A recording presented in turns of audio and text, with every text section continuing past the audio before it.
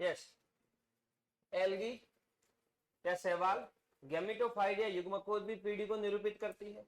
युग्मकोद्भिद पीढ़ी को निरूपित करती है, इसका मतलब है कि इसके अंदर जड़, तना और पत्ती यानी रूट, स्टेम और लीफ का अभाव होता है। इनके अंदर लैंगिक जनन, कौन सा बेटा, सेक्सुअल रिप्रोडक्शन जो है किसके द्वारा होता है, नर युग्मक और मादा युग्मक के रूप में, है ना। नर युग्मक या नर भाग की बात करें उसको अपन बोलते हैं पूधानी, मादा युग्मक की बात करें या मादा भाग की बात करें तो उसको बोलते हैं पूधानी और स्त्रीधानी। पूधानी को बोलते हैं एंथ्रीडिया, स्त्रीधानी को बोलते हैं आर्चिगोनिया।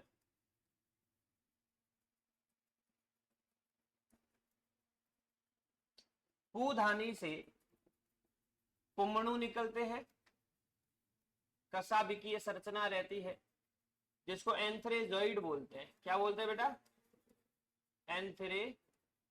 एंथ्रोजोइड। इससे निकलती है अंड कोशिका या एग सेल।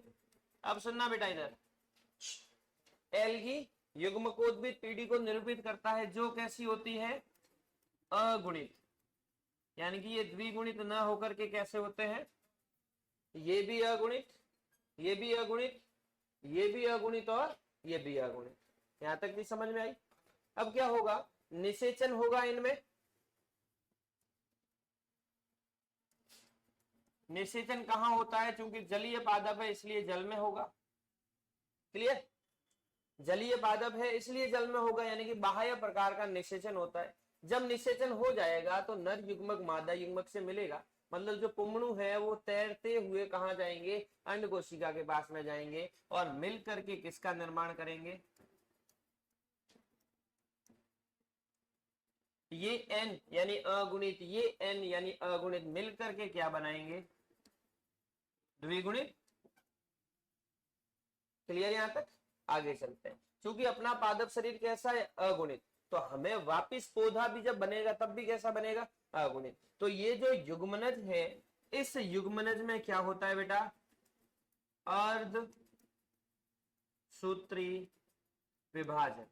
क्या होता है, इस अर्ध सूत्री विभाजन से द्विगुणित कोशिकाएं हैं, अर्ध सूत्री विभाजन द्वारा किस में बदल जाती है, अगुणित कोशिकाओं में, और वो अगुणित कोशिका कहलाती है बीजाणु। क्या कहलाती है, जिसको हम बोलते हैं स्पोर। यही बीजाणु क्या होता है, अंकुरित होकर के नए शैवाल के पादप में बदल जाता है। समझ में आया, वापस रिपीट कर रहा हूं। एल्गी गैमेटोफाइटिक या युग्मकोद्भिद पीढ़ी को निरूपित करता है जिनमें लैंगिक जनन पूधानी और स्त्रीधानी के द्वारा होता है। पूधानी एंथ्रीडिया, स्त्रीधानी आर्चिगोनिया। पूधानी से पुंमणु बनते हैं बहुत सारे, स्त्रीधानी से अंड कोशिका बनती है। इन दोनों में निषेचन होता है, जल के माध्यम से बाह्य निषेचन के द्वारा पुंमणु गति करते हैं स्त्रीधानी की ओर, और उस स्त्रीधानी में मौजूद अंड कोशिका से मिल जाते हैं, यानी क्या हो जाता है, इस निषेचन से एक अवस्था बनती है जिसको अपन बोलते हैं युग्मनज, जो द्विगुणित अवस्था को प्रदर्शित करती है। इनके अंदर होता है अर्धसूत्री विभाजन यानी मियोसिस। उस अर्धसूत्री विभाजन से अगुणित बीजाणु बनते हैं। क्या बनते हैं, ये अंकुरित होते हैं और वापस अगुणित युग्मकोद्भिद यानी अगुणित नए शैवाल के पादप में बदल जाते हैं। ये है शैवालों का जीवन चक्र, जिसमें एकमात्र ऐसी अवस्था आती है जो द्विगुणित अवस्था होती है। इतनी, ये तो हो गई द्विगुणित, और इधर जितनी भी चल रही है वो कैसी है, क्लियर। इसलिए हम कहेंगे कि शैवाल जो है वो किस प्रकार का जीवन चक्र दर्शाते हैं, अगुणित प्रकार का जीवन चक्र दर्शाते हैं। हैप्लॉन्टिक कहते हैं। हैप्लो का मतलब हैप्लोइड, हैप्लोइड मतलब अगुणित, और एंटी का मतलब जीवन चक्र से दर्शाया जाता है। तो हम वहां पर एक लाइन लिखेंगे, जो चीज हमने लास्ट में लिखी है ना क्लासिफिकेशन, वहां पर एक लाइन है कि एल्गी जो है क्या करती है, हैप्लॉन्टिक, हैप्लॉन्टिक